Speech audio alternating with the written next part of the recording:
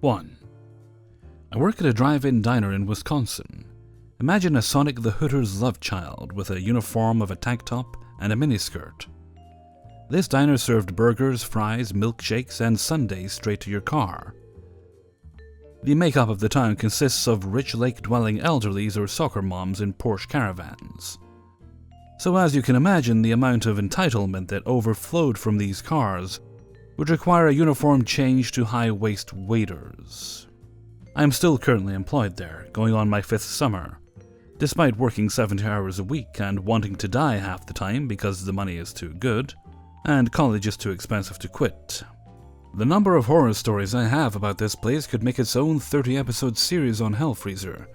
However, this story will be about a repeat offender. There is a man, and for anonymity's sake let's call him Tongueless, and as the name entails, this man did indeed lack a tongue. God knows how he lost it. Tongueless was a 60-year-old man, 4 chins, 12 stomach rolls, and glasses thick enough to stop a bullet. As a friend of the boss, another 60-year-old man, there is little us car hops could do to complain about this man. He would show up about once a month with his wife, usually on a weekday so he could get our undivided attention, as weekends were insanely busy. Per usual, I walk up to the car dreading taking his order, given the other girl's warnings. This is how the conversation goes. Hey, how are you guys doing? What can I get you guys today? A tired piece of waitress. Obviously, I was taken aback because at this time I was 17 years old and this was beyond repulsive. However, a girl's gotta pay for college, and you don't keep a job by backhanding the boss's friend.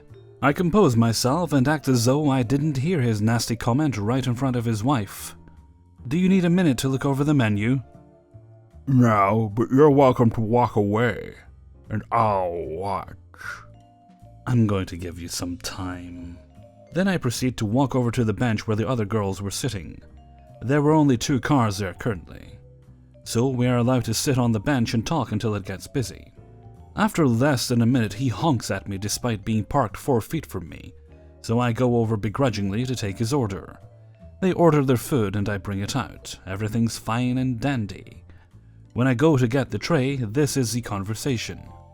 How was everything? Okay, can I get you anything else?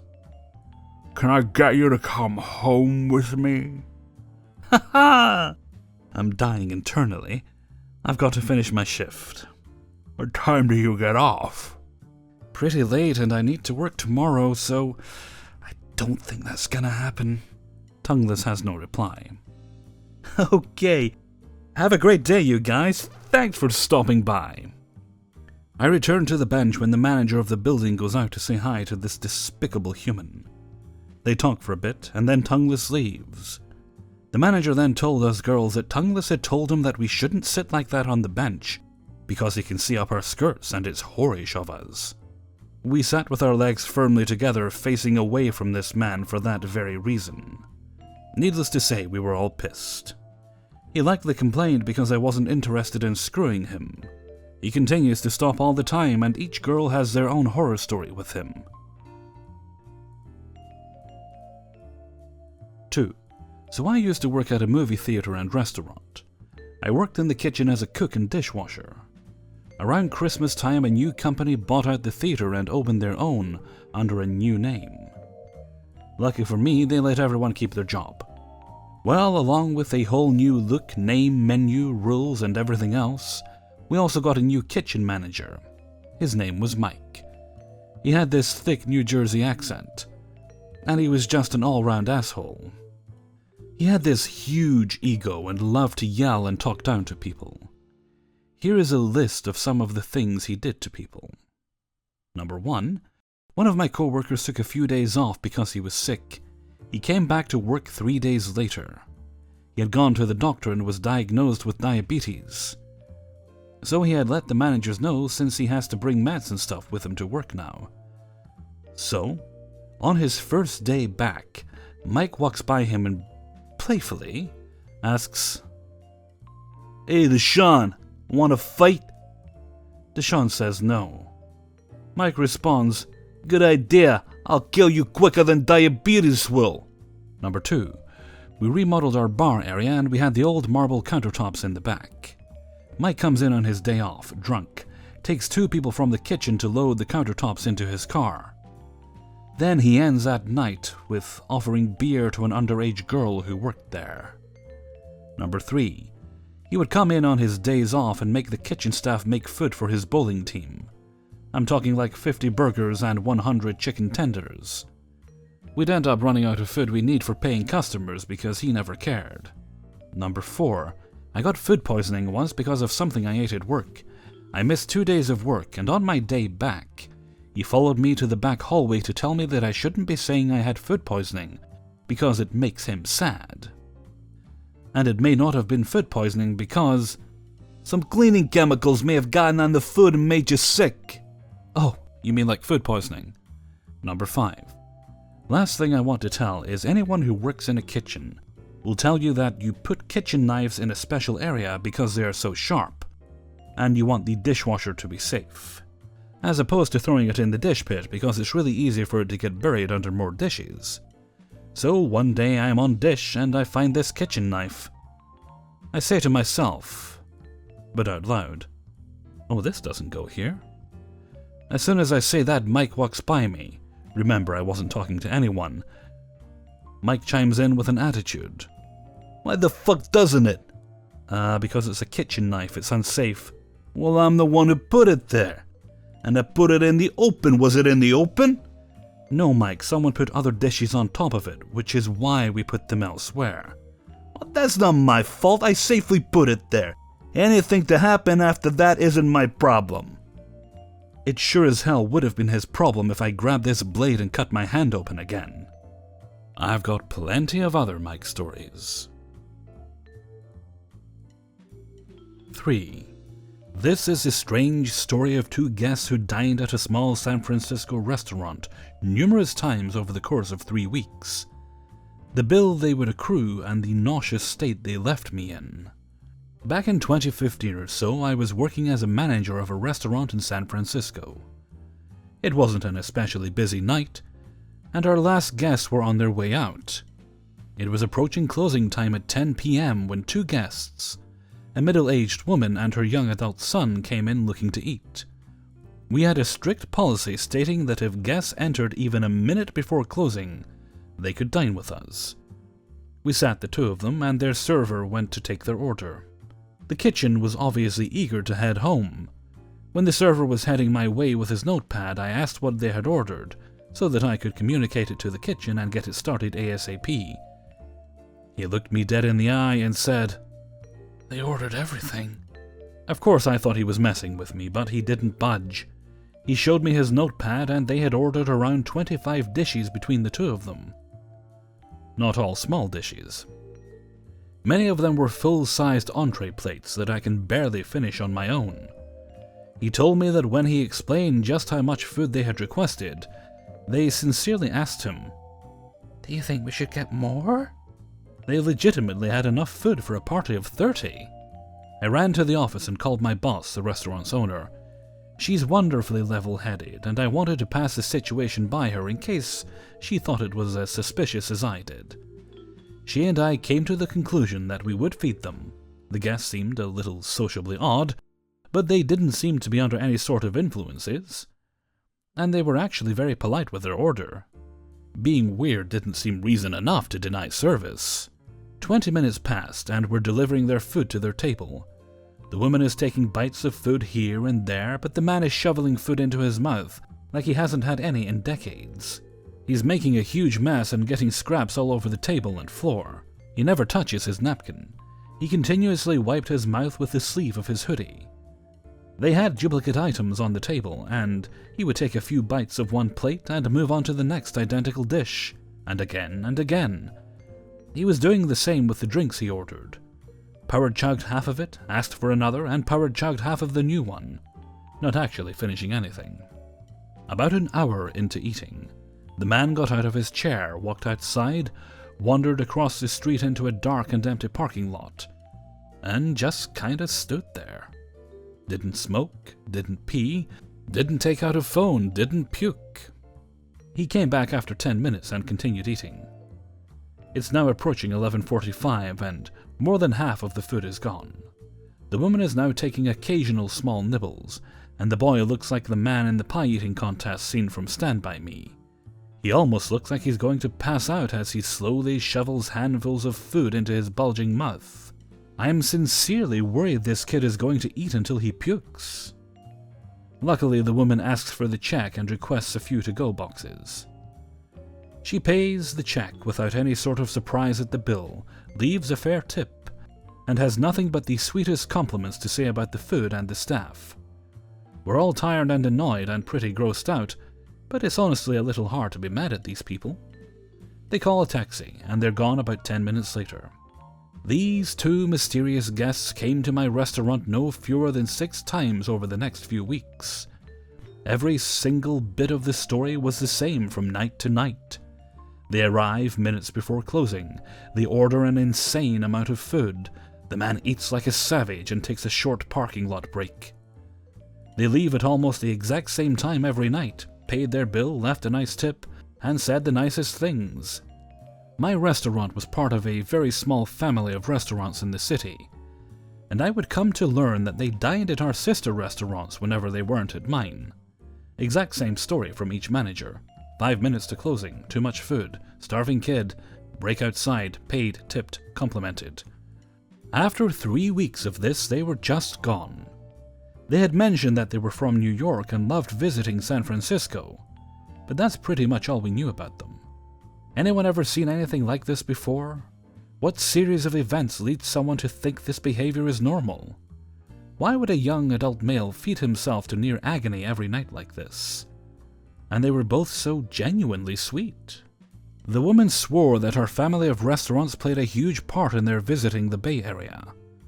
And the man let us know that our service was always really nice and professional, though I was worried he'd puke on me while he said it. 4. So I work for a historic hotel in a small city, working as a server in the banquet department. The hotel is very cool. 1920s vibes, 2 restaurants, and a pretty big banquet department. For some background, on Sundays the restaurants run a Sunday brunch. It's an all-you-can-eat buffet with food ranging from breakfast classics to prime rib, and all kinds of seafood. There is even live-action stations where they make food right in front of you. It will run you about $70 a person with tip. During the Christmas season, there are bus tours that take you around the city, and one of the stops is the hotel I work at. We set up a private buffet in one of the ballrooms for them. Let me say they are one of the worst events of the year. I dread it every year. It tends to be older ladies who demand personalized service with no concern for if you are taking care of other people. They want what they want, and they want it now. The event runs about $30, service charge included. And 2 days before the event, the sales team decided to upgrade the buffet to the biggest buffet we offer. It's about 9 different options. I woke up for work already dreading what's to come.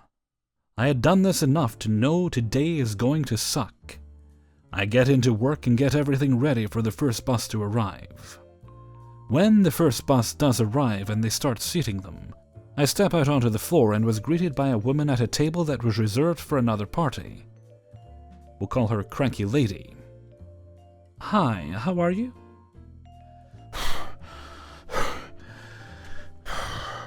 Give me a tea and an orange juice. Here we go. I'm sorry, ma'am, juices and sodas are not included in the price. If you would like one, you can purchase it from the bar outside.